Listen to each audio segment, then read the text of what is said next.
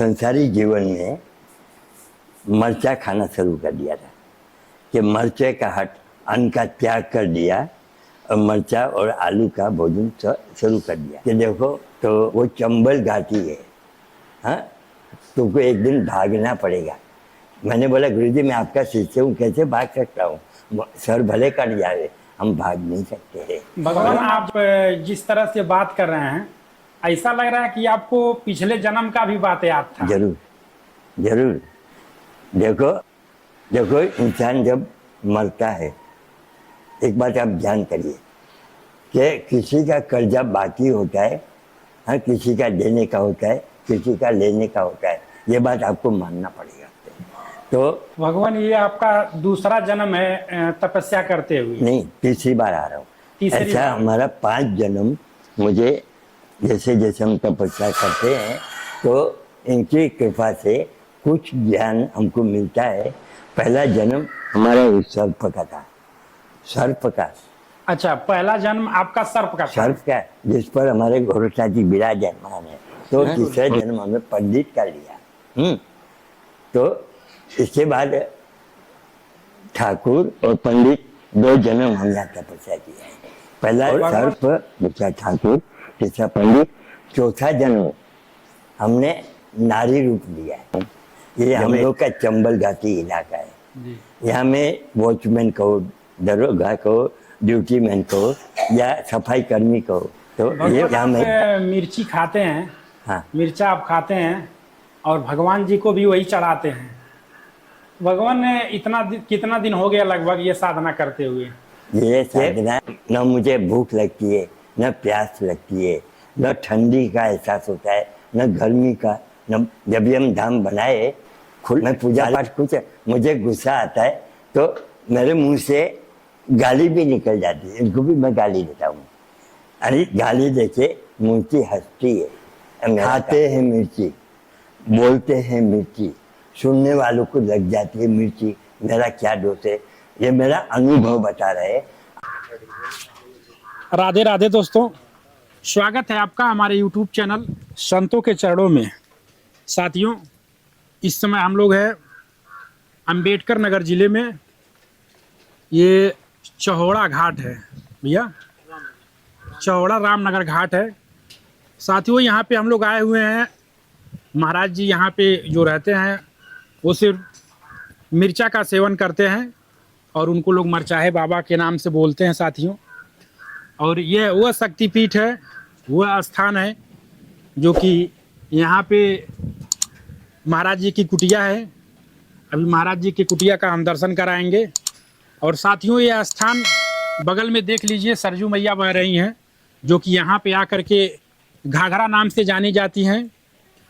यह स्थान, महाराज जी का यह आश्रम नदी के बिल्कुल किनारे है और इस समय घाघरा नदी उफान पे है। दोस्तों, वीडियो में आप लोग देख सकते हैं, ये घाघरा नदी है जो कि अयोध्या से निकलते हुए आती हैं तो वहाँ पे सरजू मैया के नाम से जानी जाती हैं और यहाँ पर आने के बाद घाघरा नाम पड़ जाता है। साथियों, महाराज जी का उसी जगह पे निवास स्थान है, उसी जगह पे महाराज जी का यह आश्रम है।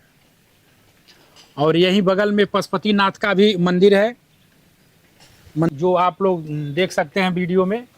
यहाँ पे हर रविवार को मेला लगता है और जैसा कि आप लोग जानते होंगे, पशुपतिनाथ और गोरखनाथ दोनों मंदिर जो है, दोनों जो मठ है, बहुत घोर रिश्ता है दोनों का। जैसे गोरखपुर में जब खिच्चर चढ़ता है तो उसी टाइम पशुपतिनाथ में भी खिच्चर चढ़ता है और उसी तरह से यहाँ पर भी खिच्चर चढ़ता है। तो साथियों, बने रहिए आप लोग हमारे वीडियो में, पूरा वीडियो ज़रूर देखिएगा। अगर वीडियो अच्छा लगे तो वीडियो को लाइक करें, चैनल पर नए हैं तो चैनल को सब्सक्राइब करें और वीडियो अधिक से अधिक अपने दोस्तों में शेयर करें। साथियों, ये देखिए महाराज जी का आश्रम है।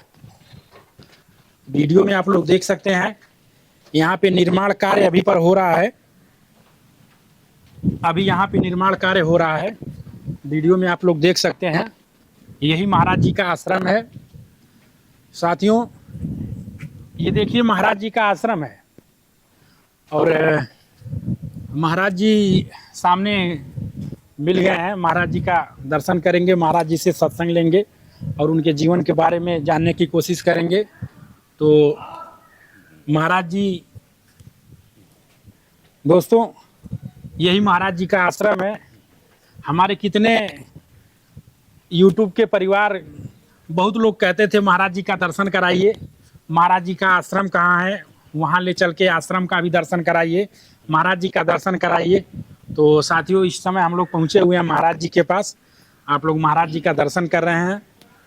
दोस्तों, यहाँ पे महाराज जी गुजरात से आए हुए हैं और यहाँ पे आकर के महाराज जी सिर्फ निरंतर समाज कल्याण के लिए कार्य कर रहे हैं। और ये हमारे सनातन धर्म की कहीं न कहीं बहुत बड़ी खूबसूरती है। जितने हमारे सनातन धर्म में दिव्य साधु संत महात्मा हुए हैं, सब समाज कल्याण के लिए हुए हैं। अभी जब भी हमको बचपन में जो स्वप्न मिलता था जी, तो ये पुराना कुआं था। अच्छा महाराज जी, यहाँ पे कुआं हुआ करता था। 500 साल पतली ईंटा वाला पुराना कुआं था। कुएं के अंदर से निकला हुआ ये पेड़ है। इसमें बरगद और पीपल, नीम का पेड़, अच्छा, दोनों तीनों साथ मिक्स में। है। ये देखो, ये जो सड़ गया, जी जी काफी बड़ा पेड़ था, जी। तब वो अपने आप गिरा है। तो दोस्तों, आप लोग देख सकते हैं ये जो बरगद का पेड़ दिखाई दे रहा है और इसकी जो जड़ है, इसका ये जो जड़ है, यहाँ पे 500 साल का पुराना कुआं था। ये जो आप जड़ देख रहे हैं, और जैसे आप लोग हर जगह देखते होंगे कुएं के बीच से पीपल का या बरगद का या किसी चीज का पेड़ निकल आता है, उसी तरह से यहाँ पे पेड़ निकला हुआ था, नीम का पेड़। उससे आप लोग अंदाजा लगा सकते हैं कि यह कितना पुराना होगा कि ये कुएं को ढक करके इतना मोटा पेड़ हो गया है। और दोस्तों, यहाँ पर देख सकते हैं, थोड़ा सा कैमरे में दिखाइएगा, ये नीम का ये पेड़। नीम का है। आइए, नजदीक आइए, नजदीक आइए। देखिए, ये नीम का है और ये पीपल का है, दोनों के और ये बरगद का है। तीनों मिक्स है। हालांकि नीम का पेड़ जो है सूख चुका है और उसके चारों साइड में ये बरगद और पीपल का जो पेड़ है उसको कवर कर लिया है, उसका जो सोर है कवर कर लिया है, और ये नीम का पेड़ एकदम खत्म हो चुका है। इसके बाद दूसरा नया तैयार भी होगा। और इसके बाद में नया पेड़ महाराज जी यही बगल में एक नया पेड़ लगा दिए हैं। वो नहीं लगाया, नीम नहीं, का? अपने आप हुआ है। अच्छा अच्छा, अपने आप तैयार हो गया यहाँ पे। क्योंकि यहाँ नीम का पेड़ सूखा काली माई को और इधर तैयार हो गया। काली माई को नीम चाहिए। और इधर ये माता महाकाली का मंदिर है, उनके जस्ट पीछे पीपल का पेड़ यहाँ पे तैयार हो चुका है। महाराज जी, थोड़ा सा इस स्थान का पता बताइएगा अच्छे से। हम जी जी, स्थान का जैसे होता है ना कि चौड़ा घाट, चौड़ा घाट। हमारा नाम तो योगी पूर्णनाथ जी है, लेकिन लोग हमको मिर्चा बाबा के नाम से जानते हैं। खाते मिर्ची, बोलते मिर्ची, सुनने वालों को लग जाती मिर्ची। तो जो हमारा भाषा है थोड़ी चिताई वाली रहती है। आज का युग में जो चल रहा है मैं उसी पर बयान करता रहूँगा और लोगों को समझाता रहूँगा कि जितना हो सके घर के अंदर से दारू मुर्गा मच्छी का त्याग करिए, तभी आपका जीवन शांतिमय मिलेगा। साथियों, हमारे चैनल का यही माध्यम भी है, हमारे चैनल का यही आवाज भी है कि शाकाहार बना जाए। शाकाहारी बनिए। अगर हम सनातन की व्याख्या करते हैं, महाराज जी भी इसी पे संदेश दे रहे हैं। हमारा भी उद्देश्य यही है, महाराज जी का भी उद्देश्य यही है, और हमसे जो साधु संत मिलते हैं सबका उद्देश्य यही रहता है कि शाकाहार बनिए। शाकाहार बनिए। शाकाहार बनेंगे तो दिमाग भी शांत रहेगा और राक्षसी प्रवृत्ति अंदर प्रवेश भी नहीं कर सकती। भगवान, ये है आपका काजू बादाम। अरे वाह वाह, ये हमारा काजू और बादाम, ये पहले इनको भोग लगता है।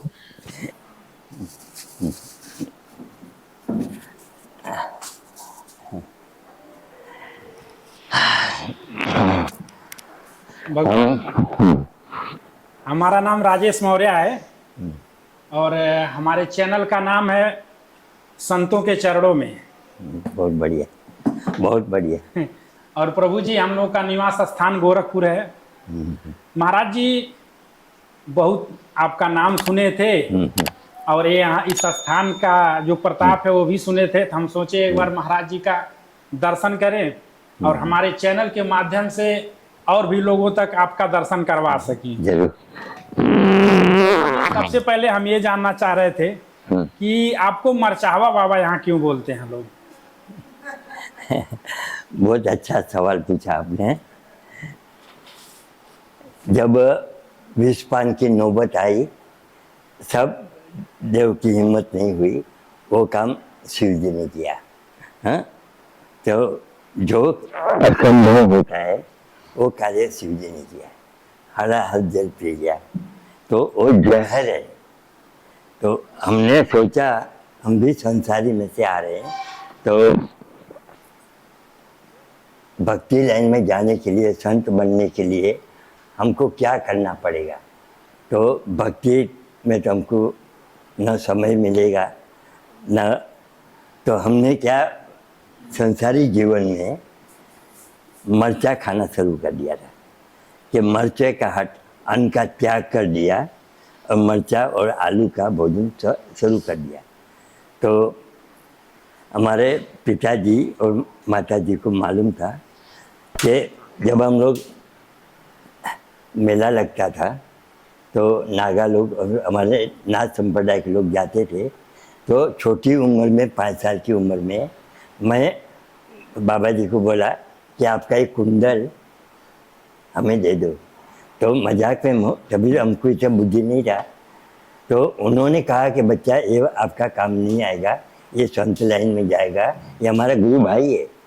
तो पिताजी ने माता जी को बात किया, तो हमको बाद में पता चला। यानी बचपन से जोक था, हम तो शादी भी नहीं करने वाले थे। तो पति से हमने सवाल रखा, अगर 50 साल गृहस्थाश्रम मंजूर है तो हाँ बोलो, बाकी हमको रुचि नहीं है। तो उन्होंने सोचा पहले शादी होने तो बाद में देखा जाएगा। तो 50 साल का जब उम्र 40 साल का उम्र हुआ, मैं बच्चों को और पत्नी को बता दिया अब 10 साल बचा है, मैं गोरखपुर से कॉन्टेक्ट करने जा रहा हूँ। तो बड़े महाराज जी बाबा अवैधनाथ जी से हम संपर्क किया। उनको हमने कहा क्या आपका शिष्य हमें बनाइए। उन्होंने कहा आपका 2 लड़का 2 लड़की है, उनको कैसे पता चला। मैं बोला ठीक है कि उन्होंने कहा कि 2 लड़की का शादी अनिवार्य है, उनका शादी कर दो तभी मैं आपका शिष्य बनाऊंगा। तो नियम के अनुसार 50 साल गृहस्थाश्रम हमने पूरा किया, यानी 1 लड़का 2 लड़की की शादी हो गया, 1 लड़का छूट गया था। इसके बाद 51 साल की उम्र हुई तो एक घटना घटी। हमारे बगल में एक पंडित जी रहते थे, जो नदी के इस पार हम है, उस पार उनका गांव है। उनको 18 साल तक बाल बच्चा नहीं था, वो हमारे संपर्क में आया था। तो बोला कि चलो हमारे साथ। बच्चा नहीं होने का कारण क्या। मैं बोला आपका ज़मीन देखना पड़ेगा। ज़मीन जब देखा तो हमने शॉर्टकट में कहा कि इसी जगह पर आप शिव मंदिर बनाइए, आपका वंश भी चलेगा और रुपया भी कमाओगे। तो बोले पैसा नहीं है। हम बोले संकल्प लो। संकल्प में कहाँ पैसा लगता है। तब उन्होंने संकल्प लिया, साल भर में लड़की पैदा हो गई, मंदिर बन गया, मकान नहीं था तो मकान भी बन गया, स्थापना भी हमने किया। वो एक माध्यम बना, हमको बम्बई से आने में एक माध्यम बना। जब इसका ननियाल हमारे नदी पार यहाँ से 2 किलोमीटर है, नाव से आते जाते थे। तो उनके यहाँ एक कार्यक्रम होने जा रहा था, भागवत सप्ताह। तो हम लोग जल लेने नंगे पैर सरजू माई के पास आए। तो जब हम पैर आए तो हमको बचपन में कई बार सौंपने के माध्यम से 5 निशान हमको बताया जाता था। पहला नदी का किनारा, सामने 5 पैर खड़ा और छठा जमीन से लेटा हुआ। और जमीन से लेटा हुआ पैर जल्दी मिलेगा नहीं, और वो भी आम का फल देने वाला। पहला नदी पे पेड़, तीसरा निशान था पोखरा, बगल में पोखरा है।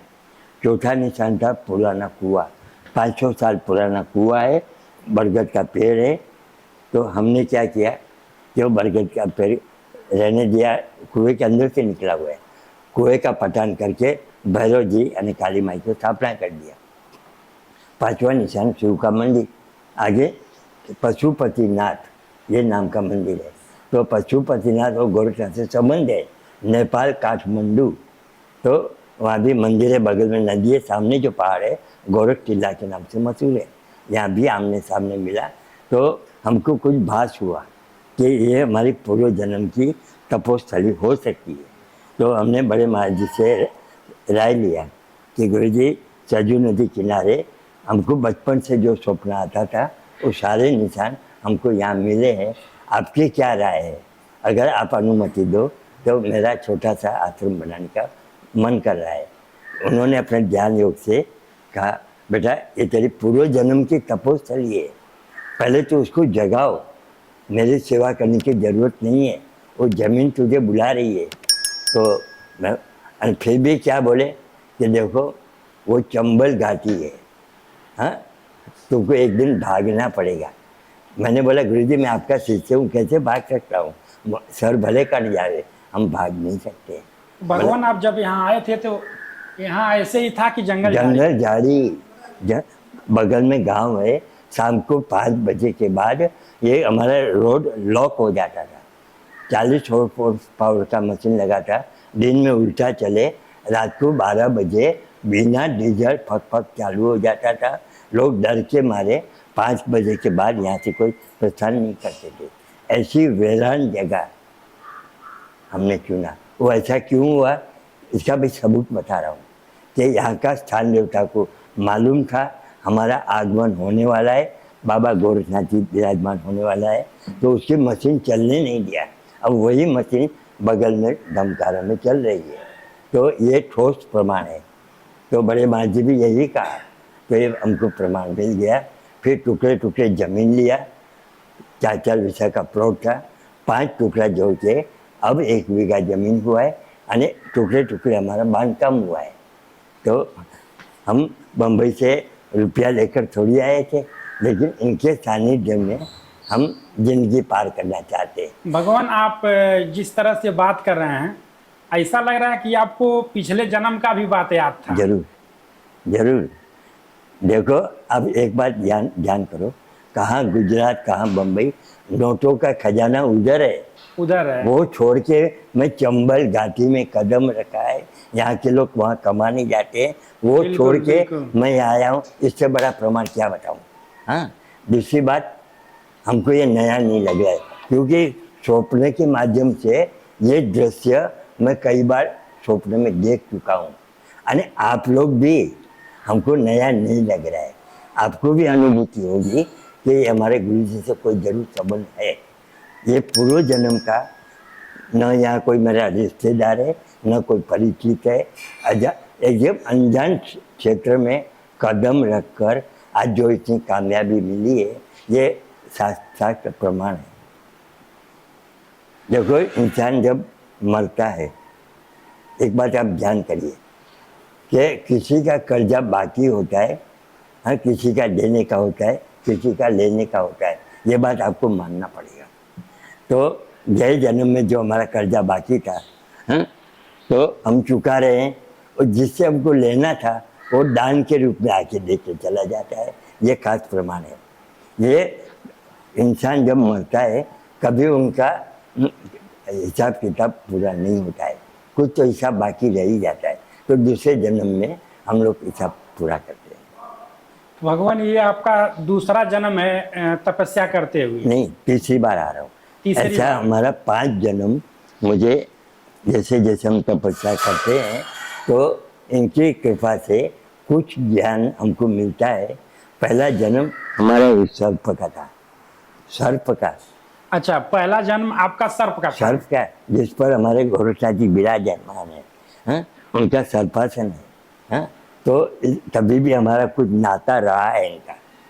दूसरा जन्म हमारा ठाकुर का था, वो भी 52 गढ़ का राजा मुकुटधारी। तभी पंडितों के चरणों में हमारा स्वर और मुकुट झुकता था, तो हमने सोचा काय का राजा काय का ठाकुर, तो तीसरा जन्म हमें पंडित का लिया। तो इसके बाद ठाकुर और पंडित 2 जन्म हम यहाँ तपस्या किया है। और भगवान अभी आगे कितना जन्म आप? इसके समझो ने, पहला सर्प, दूसरा ठाकुर, तीसरा पंडित, चौथा जन्म हमने नारी रूप लिया है। जब ये हमारी तपस्या बढ़ जाती है, हमसे पूछा जाएगा बेटा अब आगे क्या प्रोग्राम है, तो हमको नारी का क्या स्वरूप होता है, उनकी क्या व्यथा होती है, वो हमको जानने का शौक। देखो बाबा गोरखचांद का भी नारी का रूप लेकर अपने गुरु को छोड़ाया। भोलेनाथ भी नारी का अर्धनारीश्वर कहलाते हैं, बिल्कुल। और विष्णु भगवान भी नारी का रूप लेकर विश्व मोहिनी। अपने मोहिनी का रूप धारण। ये कोई बड़ी बात नहीं है, लेकिन नारी शब्द क्या है वो हम अनुभूति कर रहे हैं। हम लोग नारी को पैर की जूती समझते हैं, ऐसा समझने की गलती मत करिए। नारी आद्य शक्ति है। हम पूछेगा कि शिव बड़ा कि शक्ति बड़ी, तो आपको जवाब देना पड़ेगा शक्ति बड़ी। उन्होंने ब्रह्मा विष्णु महेश को पैदा किया है, तो शक्ति के हम लोग शक्ति के उपासक है। ये काला वस्त्र जो है ये हमारा शक्ति का है। भगवान यही बात हमारे मन में आ रहा है हाँ। कि महाराज जी हैं और गेरुआ वस्त्र धारण करते हैं जो भी नाथ पंथ के लोग हैं, और आप काला वस्त्र धारण किए हैं, तो इसका मतलब क्या है? साफ शब्द बताता हूँ। ये हम लोग का चंबल घाटी इलाका है। जी। यहाँ में वॉचमैन कहो, दरोगा कहो, ड्यूटी मैन कहो या सफाई कर्मी कहो, यहाँ में हमको नौकरी करना है इनकी। तो हर लाइन में एक अपनी ड्यूटी का कुछ वर्दी होता है। जैसे पुलिस वाले खाकी पहनते हैं, डॉक्टर लोग सफ़ेद पहनते हैं, वकील लोग काला कोट पहनते हैं। तो यहाँ की वर्दी हमारी काली है, क्योंकि हम शक्ति के उपासक हैं। जब हम बाहर जाते हैं तब गेरुआ पहनते हैं। हम गोरखपुर जब पीठ पर जाते हैं तब गेरुआ पहनते हैं, लेकिन यह हमारी ड्यूटी का, ये ड्यूटी का ड्रेस है हमारा। अगर हम गेरुआ पहनेंगे तो हमारी जबान खुलेगा नहीं, लोग हमको दबोच देंगे। काला वस्त्र में तामस है। कहते हैं कि जहाँ ऐसे लोगों का डेरा हो वहाँ में प्रेम की भाषा बोलेगा, कोई हमारी भाषा समझेगा नहीं। अभी मैं गुजरात की बोली बोलेगा तो यूपी वाले कैसे समझेगा? नहीं समझेगा। तो मुझे यूपी वाली भाषा या ऐसी टाइट भाषा में बोलना पड़ेगा, तभी हम यहाँ रह पाएंगे।